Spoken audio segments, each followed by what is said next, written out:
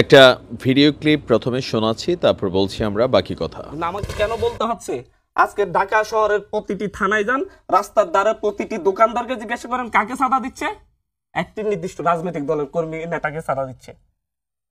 খিলগাঁও গিয়েছি, কাঁচা বাজারে গিয়ে কথা বলেছি, তারা বলতেছে যে আমার মাছ বাজারের সরকারি কাছ থেকে ভাড়া নেওয়া বাজারে আমি বিক্রি করতে পারছি না, বাইরে সবগুলা দোকান বসায় বসায় চাঁদা নিয়ে নিয়ে দোকান বসাচ্ছে রাজনৈতিক দলের নেতারা।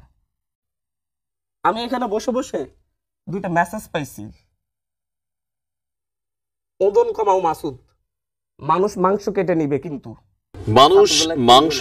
কিন্তু তিনি যখন টেলিভিশন টক শো করছিলেন তখন তাকে কোনো একজন বিএনপির নেতা বা ছাত্রদলের একজন নেতা তিনি এই মেসেজটা করেছেন। হান্নান মাসুদ গতকালকে চট্টগ্রামে তিনি আসলে মার খেয়েছেন তারই সতীর্থদের হাতে।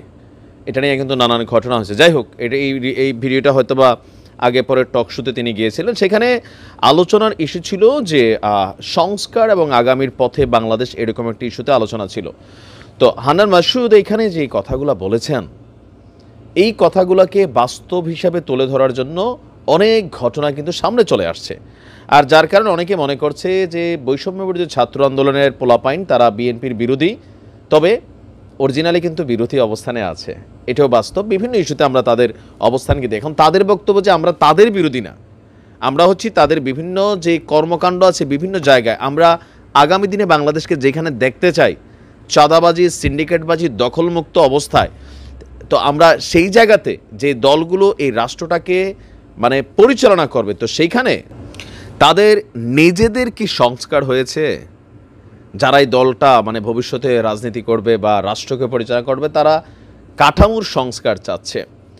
আর যেমন এই ঘটনাগুলোর মধ্যে গতকালকে দেখেন কলিজা একটা আলাদা জিনিস। অনেকে আছে যে নিজের কাছে নাই, তারপরেও ধরেন বিভিন্নভাবে মানুষকে খাওয়াইতে পছন্দ করে। আসলে এটা খান বংশের পোলাপাইন না দেন বংশের জানি না। বিএনপির এক নেতা বহিষ্কার হয়েছে অলরেডি, আরেকজনের গরু চুরি করে আইনা বৌরিনিয়া পাবলিকরে ভুরি বুঝ করে খাওয়া হয়েছে। দরকার ছিল তোমার? এই তোমাদের মতন কিছু মানুষের কর্মকাণ্ডের জন্য বিএনপি কিন্তু সমালোচিত হচ্ছে। বাস স্ট্যান্ড দখল নিয়ে বিভিন্ন জায়গায় ঘটনা ঘটছে, প্রতিদিন গণমাধ্যমে কিন্তু এই নিউজগুলো আসছে।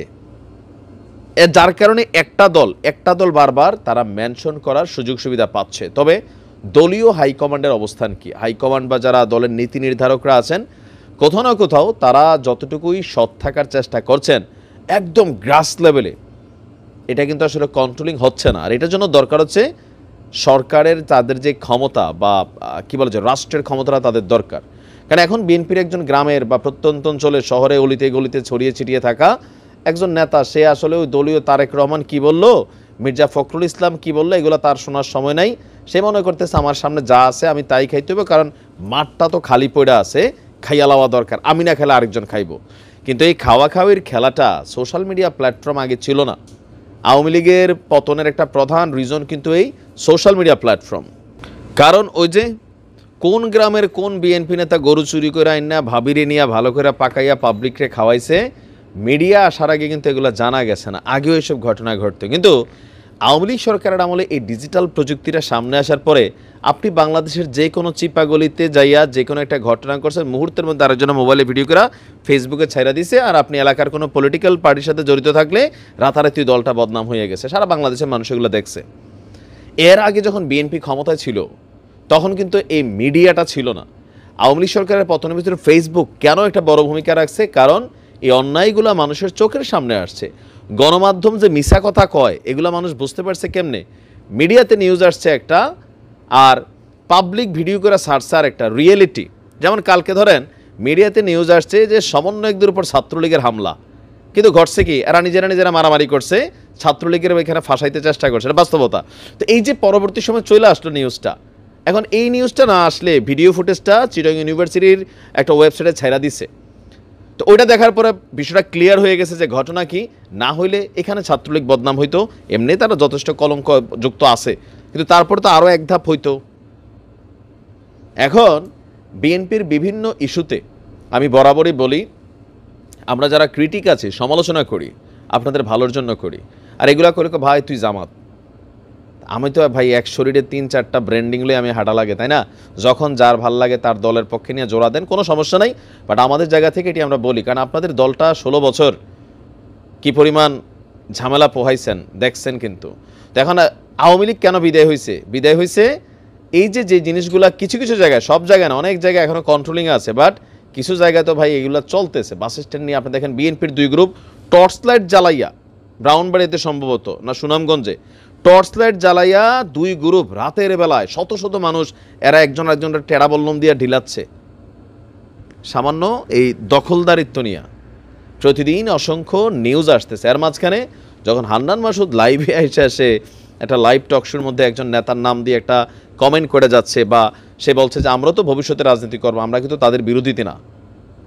তো এগুলাতে কি হয় যে বৈষম্য বিরোধী ছাত্র আন্দোলনের নেতারা প্রতিনিয়ত তাদের যে মূল স্লোগান যে একদল খাইয়া গেছে আরেক দলের কাছে দিব না, আগামীর বাংলাদেশ হবে চাঁদাবাজ সিন্ডিকেট মুক্ত, এখানে টোটাল একটা অবস্থান কিন্তু বিএনপির দিকে চলে আসে, যার কারণে এই কথাগুলা তাদের মধ্যে একটা সংঘর্ষের সূত্র কিন্তু হয়ে গেছে অলরেডি। আবার বৈষম্য বিরোধী ছাত্র আন্দোলনের নেতারা ইন্টেনশনালি বিএনপিকেই বলে, এটাও বাস্তব। একটা দল বলতে বিএনপি করে, এখন বিএনপি করে বা একজন লোকাল পার্সন করে, দুই জিনিস। তারা বলে কি যে একটা দলের নেতারা, এখন যারা অরিজিনালি চাঁদাবাজ লুটেরা বাটফার, এদের কিন্তু আসলে কখনো কোনো দল হয় না। এরা আওয়ামী লীগ ক্ষমতা থাকলে এরা আওয়ামী লীগের, আবার বিএনপি ক্ষমতা আসলে এরা বিএনপির। তবে দলীয় বড় বড় পদ পদবিতে থাইকা যারা এগুলা করে তাদের হিসাবটা আলাদা। কিন্তু আমি মনে হয় যে 95% লুটপাট চোর বাটপার যেগুলো আছে এগুলো আসলে কোনো দলের হয় না। এদের কাজই হচ্ছে এটা, যেই দল থাকে ওই দলের সাথে মিশে যাওয়া, তারপর হচ্ছে এখানে নানান ধরনের অপকর্ম করা। তো সামনের দিকে বিএনপির নেতাকর্মীরা বাংলাদেশের যে জায়গাতেই নিজেদের দল অন্যায় করে সেটা সমালোচনা করতে হবে সর্বোচ্চ লেভেলে, নয়তো পরিণতি কখনো ভালো হবে না। আওয়ামী লীগের মেইন পরিণতির পিছনে মিডিয়া প্ল্যাটফর্মে সবাই চলে আসতো, আর এই যে ছোটোখাটো ঘটনাগুলো এগুলো মানুষের মনকে বিষয়া তুলছিল। সাবধান হইতে হবে, নয়তো পরিণতি কিন্তু আসলেই ভালো হবে না। নির্বাচন অনেক দেরি আছে, অনেক কিছু ঘটতে পারে। এই যে থানা থেকে আসামি ছিনতাই করে লয়ে গেছেন গা, তো অ্যারেস্ট করছে না, 201 জনের নামে মামলা হয়েছে। এগুলা কেমন ঘটনা? এগুলো কিন্তু মিডিয়াতে আসতেছে। আমরা যারা আপলোড করি নিউজ ভাবেন যে ভাই তুই আমাদের সমস্যাটা দেখাই দেস, সমস্যা না দেখাইলে আপনি শুধরাবেন কিভাবে? রাজনীতির মিনিংস চাঁদাবাজি লুটপাট এই দিন কিন্তু শেষ। আরেকটা নতুন দিনের অপেক্ষায় বাংলাদেশ বসে আছে। নয়তো আগে আওয়ামী লীগ করছে, এখন আপনারা করবেন যেই দলই আসুক। আবার ছাত্রদের মধ্যে কি শুরু হয়েছে না কমিটি নিয়ে কামড়াকামড়ি মারামারি, মানে একজনটার চাঁদাবাজের ঠিকানা এই বাংলায় থাকবে না, মানে কি বুঝাইতেছে? এখানে অনেক কিছুই এখানে কানেক্ট হচ্ছে। আস্তে আস্তে অনেকের নামে অনেক তথ্য বের হচ্ছে, সমন্বয়কদের নামেই, যদিও প্রমাণিত হচ্ছে না বিভিন্ন কারণে। সবাই এগুলো থেকে দূরে থাকতে হবে, নিজেদেরকে কলঙ্কমুক্ত রাখা এত সোজা না। আমরা আগামীর বাংলাদেশে যেই দলই ক্ষমতায় আসুক, আমরা একটা জিনিস চাই, মানুষ ব্যবসা বাণিজ্য করবে, কোনো চাঁদাবাজ সিন্ডিকেটের কবলে পড়বে, এটা আমরা চাই না। ন্যায় বিচার থাকতে হবে, প্রশাসনকে আপনার বিরাজনীতিকরণ করতে হবে, ক্ষমতায় যে দল এই দলে চাটতে হবে, এরকম হলে তো এই দেশ কখনোই পরিবর্তন হবে না। ক্ষমতার অপব্যবহার করা যাবে না, ক্ষমতাকে প্রশ্ন করার জায়গা থাকতে হবে। আমরা যেই কাজটা করেছি ক্ষমতাকে প্রশ্ন করা। ভালো থাকুন, আসসালামু আলাইকুম।